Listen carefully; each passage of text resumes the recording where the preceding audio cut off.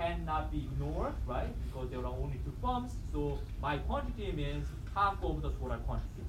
But if n is 100, then my quantity is 1% of the market total quantity. So my outcome is comparable, relatively more ignorable compared to the case with n equals to 2. And if n is equal to 1,000, then the quantity of my quantity only takes 0.1%, etc. So indeed, as n goes to infinity, I will find out, as a firm in this market, I will find out the effect of any action I'm going to make here is more and more negligible. The market almost can ignore me. So which means that the environment here, this game actually converges to the environment of competitive market. Okay, so that's the reason behind this observation. As n goes to infinity, the outcome in this game will converges to the competitive equilibrium. Okay.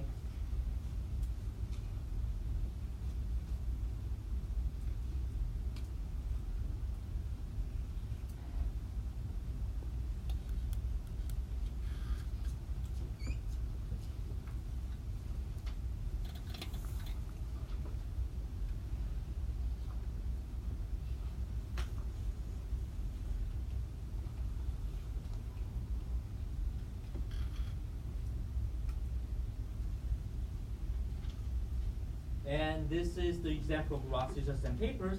I think I don't really have to time discuss this game. I will leave it as your exercise, actually. So, first of all, you can see here there is no pure strategy Nash equilibrium. For example, rock and rock, R, that is not a Nash equilibrium because, for example, player 1 will be better off if player 1 deviates and choose P, right? I mean, rock and rock is not a Nash equilibrium. Even that the other player chooses rock, it is actually my best response to choose P. Okay? So rock, that is not a Nash equilibrium. For the same reason, scissors and scissors, paper and papers, either of them can be a Nash equilibrium. And exactly similar reason, any other outcomes can never be a Nash equilibrium in pure strategy. Okay? And actually, however, there is a mixed strategy Nash equilibrium such that all players choose all three actions with equal probability. Okay? So when the other players randomize in this fashion, player 1 will find out player 1 is actually indifferent between all three actions. And player 2 also found out that conditional on the other player randomizing this way, player 2 will also find out that there is no really difference between three actions. So which means that this is this strategy Nash equilibrium. Okay? And you can even more than that, you can show that actually there is no other Nash equilibrium, which means that there is only unique Nash equilibrium, and in that unique Nash equilibrium, all players choose three actions with equal probability. Okay? So let me leave details as your exercise.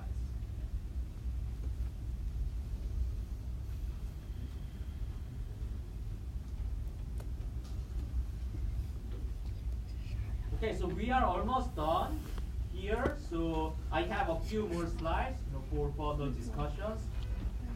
But basically, this is the end of our main content for Nash equilibrium. I think this is just perfect time to ask any questions if you have any before we actually finish our lecture on Nash equilibrium.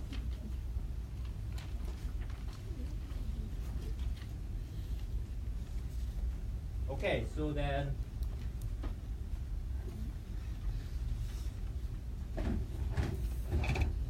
a few other more comments and discussions.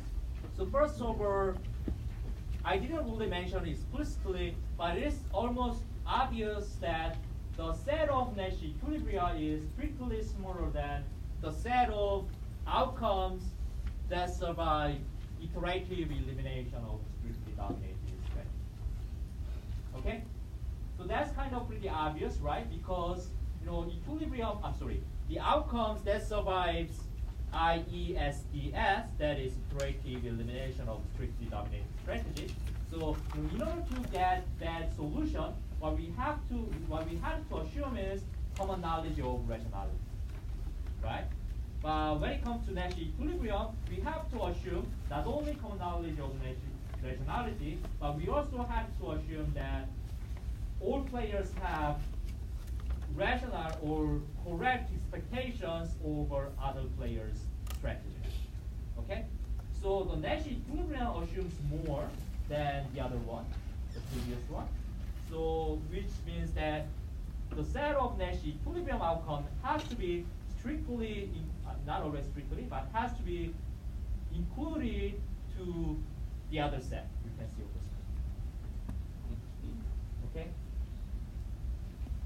So the Nash equilibrium has more, in some sense, more predictive power than iterative elimination of dominating strategy. For example, in this example, rock, scissors, and papers, we showed that actually all 9 outcomes, when actually any possible choice of strategies, so player 1 and player 2, any possible choices can survive elimination of dominated strategies, right? So which means that basically we cannot say anything about player 1's choice and player 2's choice in this game. Any strategies can survive, right? But when it comes to Nash equilibrium, we can show here, I didn't really did it in the lecture, but you can show actually there is only one Nash equilibrium, randomization of all 3 actions with equal probability. So there is only one Nash equilibrium strategy profile. But all other strategies also can survive elimination of the dominated strategies. Which means that the prediction of Nash equilibrium is more specific than the other things. Okay? So that's one comment I'd like to mention before we finish. And the other thing here is, so I actually already mentioned it before last week, but I like to emphasize one more time. When we talk about Nash equilibrium, okay, so definition of Nash equilibrium is there is, roughly speaking, there is no profitable deviation by any player, right? So if there is no profitable deviation for any player, then by definition that is Nash equilibrium.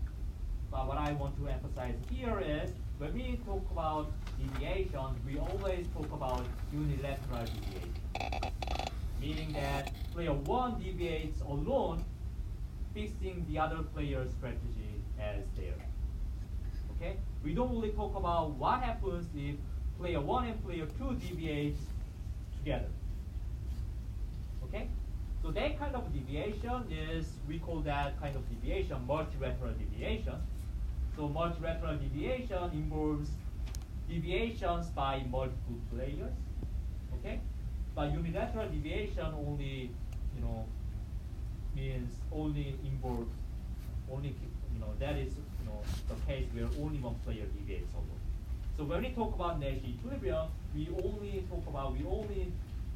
think of unilateral deviation. Okay? So that is partially linked to our initial assumption that in normal form game, we always, at least in this lecture, we assume all players choose their actions independently. Okay? There is no really way to coordinate when in terms of deviation, there is no really possibility of coordination between any players. Of course, in some contexts, it is much more natural to think of the possibility of coordination or collusion, right? But I'm not really saying that collusion is never happening, but in this lecture, unless I mention Otherwise, we always think of unilateral decay. Okay? So that was the second comment I would like to emphasize over time.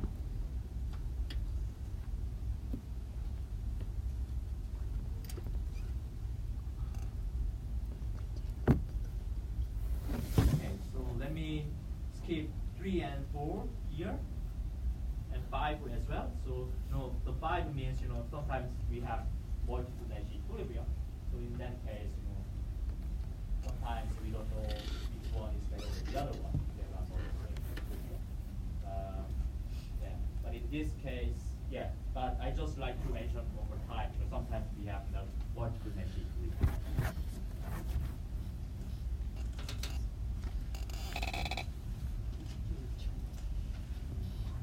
Especially in coordination game like this. So in this coordination game, we have 3 Nash equilibria, right? So AA, BB, and mixed Nash. So if you think about it carefully, actually there is no really surprise in that.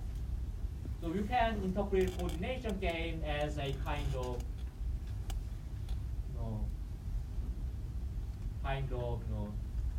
the game of catching the trend. Okay, so something like fashion trend. So here, let's say my motivation is I like to follow the way that majority of this society are dressed every time. So that's kind of rough definition of fashion or trend, right? It's better to match the other guys fashion if I can, right?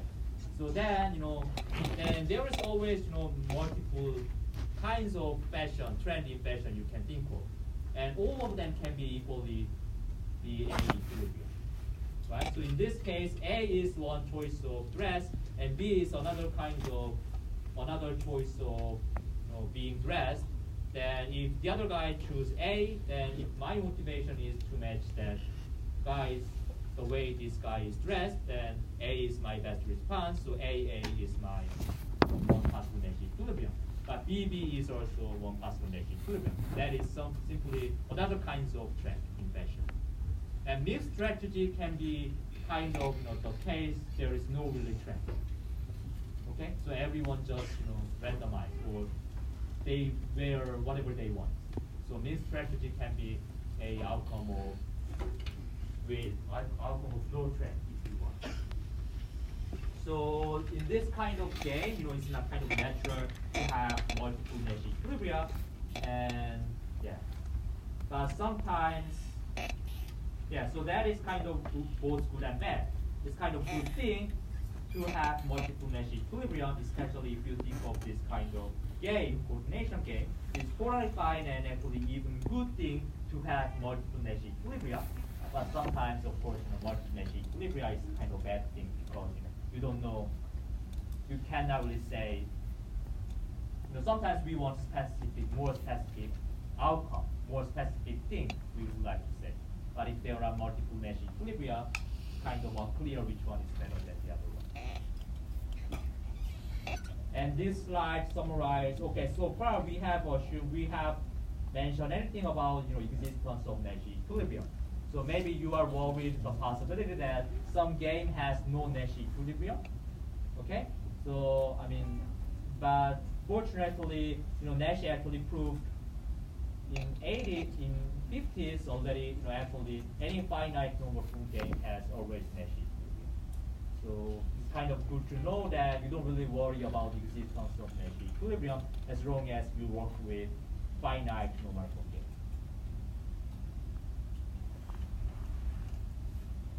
Okay, so this is the last thing I want to mention. So, okay, so think about this game. So this game has a lot of actually Nash equilibria. And it's two Nash equilibria in pure strategy. 0, 0 is one Nash equilibrium. Okay? So AC. AC is one Nash equilibrium. Player 1 chooses A and player 2 chooses C, that's Nash equilibrium. If player 1 deviates and chooses B, then payoff will be 0, exactly equal to equilibrium outcome, so there is no really profitable deviation for player 1, and player 2 also has no profitable deviation. So AC is one possible Nash equilibrium. And there is another Nash equilibrium, and B and D is also Nash equilibrium. B and D, if either player deviates, then he or she will get 0, which is of course lower than the equilibrium payoff. So B and D is also a Nash equilibrium. So there is 2 Nash equilibria in pure strategy. Okay? But if you think about this game very carefully, you will find out that actually A and C is not really a reasonable outcome. You may argue that. Why? Because you can see here, if you choose, let's say you are player 2 here, so if you choose C, then your outcome is always 0, right?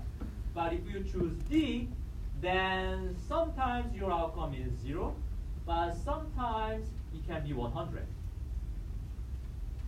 right? So in that sense, if you are in this case, probably you will choose D instead of C. Okay? So in that way, you may argue that A and C is not a equilibrium. We cannot call A and C equilibrium because rational players might not want to choose A or C. Okay? So you know what I mean here, right? Okay. But here, still, A and C, both of them are not strictly dominant strategy. Because remember that, not strictly dominated strategy. Remember that the definition of strictly dominated strategy requires that my payoff is always strictly less than, other case, right? But here, as long as player 1 chooses A, my payoff is always 0, independent of, my choice. So which means that, strictly speaking, precisely speaking, either C or D, neither of them are dominated by the other one. Okay? So I also wrote down, definition. Okay, so here is definition of weakly strategic dominance. So actually, we say that a strategy is weakly dominated by the other one if it is weakly worse than the other one, and sometimes strictly worse. Okay, so I don't really think the definition is really important here. But anyway, what is important here is, probably B and D looks like a more reasonable outcome than A and C. Okay. Okay, then think about why we could not eliminate A and C as a Nash equilibrium. Okay, so Nash equilibrium clearly could not exclude A and C. Okay, so and let's think about what happens really here. Okay, so A and C is better reasonable outcome. Okay, so let's say player 1. Okay, player 1 choice A is reasonable choice if and only if the other player chooses C with probability 1. Right? As soon as there is slight probability that the other player chooses D, then A is not a best response. Okay? So A and C is a Nash equilibrium, but here what we actually have to assume is player 1 and player 2, both of them have precise expectation about the other one. Okay? And if player 1 and player 2 has very slight, if either of them has very think, if either of them think there is very slight possibility that the other guy will not act as I expected, okay, if there is any slight probability like that, then A and C is not best response anymore, right? So let me summarize, let me repeat again. So in player 1 perspective, A is best response, only if player 2 chooses C with probability 1. Now let's say player 1 has, for some reason, has a little doubt about that. Let's say player 1 believes with probability 0.99 with 99%, player 2 will choose C. But there is some probability, which is 1%, that player 2 will make some mistake and choose B. Okay? Then player 1 will not choose A. So A and C can be criticized in that fashion. So technically speaking, A and C is still Nash equilibrium, but it kind of assumes the perfect confidence about the other guys, following the equilibrium strategy. But sometimes that's not really true in the real world, right? I mean, in the real world, it sounds more likely that the other guy has, even if the other guy wants to choose C for sure with probability 1, there can be a little possibility that the other guy will make some mistake. Then with that kind of argument, you can eliminate A and C as a reasonable outcome. Okay? So what I want to see here is how strong the assumption of rational expectation behind the Nash equilibrium. So rational expectation or correct expectation about the other guy's strategies, that sounds okay and is at a first sight, but actually it kind of rules out any kind of mistake or any kind of error in terms of choice of action. So that can be very strong assumption. Okay? And if you follow that argument, sometimes you can eliminate some relatively unreasonable negative. So you can argue that here A and C is, even if it is technically speaking it is Nash equilibrium, if you have to choose one outcome, one prediction, maybe it's better to choose B and D instead of A and C. Okay? So that actually is connected to our discussion about multiplicity of Nash equilibria. So typically we have multiple Nash equilibria, but some of them can be less reasonable than the other one. Something like this argument. Okay?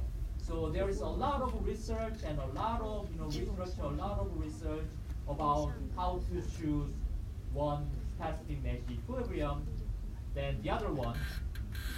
And there's a lot of papers, a lot of research, a lot of research about it. So here I just introduce one of them, basic idea. Okay, so when you carry out your term paper research in this semester, so basically I ask you to do some research about about any kind of real application of game theory, right? So probably one possible way to do is, okay, you choose one question, real world question, and then set up some games you think reasonably describe the real world case, the question you are looking at, and solve for some Nash equilibrium, right? But typically, you may have multiple Nash equilibrium. Then you have two choices. You can consider all of these multiple Nash equilibria are equally reasonable outcomes, and interpret each of them independently and separately, all of them. So that's one thing you can choose, you can do. And the other thing you can try is, okay, so look at these different multiple Nash equilibria and try to argue some of them are better than the other ones using something like this kind of argument. That's another thing you can do. Okay? And that is kind of difficult thing any economist do actually whenever they use game theory to theorize the real world events. Okay? Yeah. Real world anything.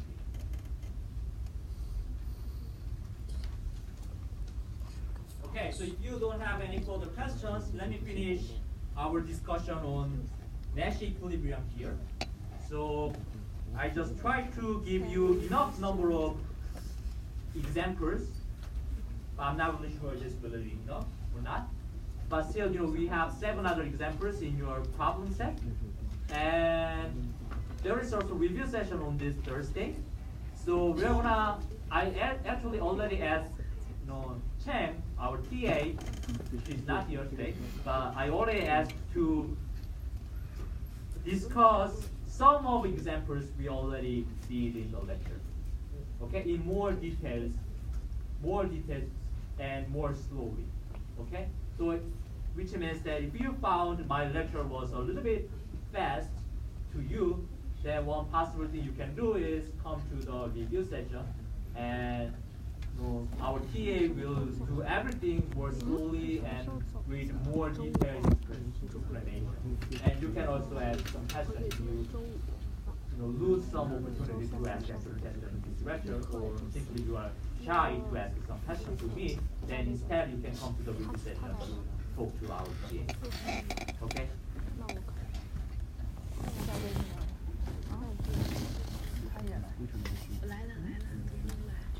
Okay, then let me stop here and let's take a break until 8 o'clock. And after the break, I'm gonna move on to the next topic. Yeah, let's take a break. 他可把我要去厕所，你是不是尿急？对，你要去了。